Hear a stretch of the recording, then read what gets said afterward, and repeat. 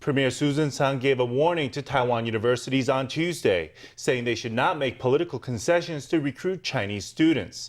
According to an education ministry probe in 2017, many Taiwan universities were agreeing to keep certain cross-strait topics out of their classrooms in exchange for access to the Chinese student market. No punitive actions were taken at the time, but the premier says that could be about to change.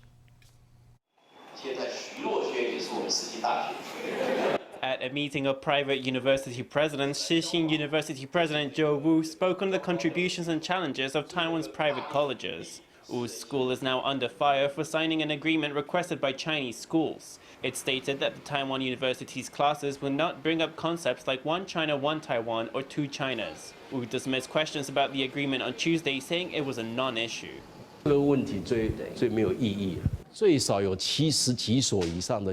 This issue is meaningless. There are at least 70 universities that have made similar statements. They aren't pledges per se, they're simply a document.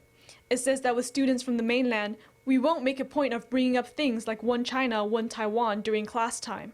Wu said such statements have existed since 2005.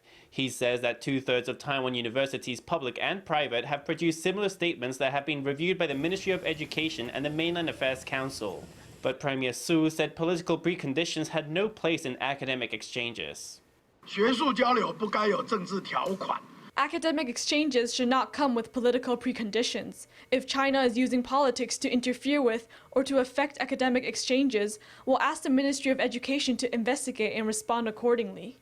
Wu is also the president of the Association of Private Universities and Colleges. He says that the real matters of urgency are the freeze on school fees and recruitment woes.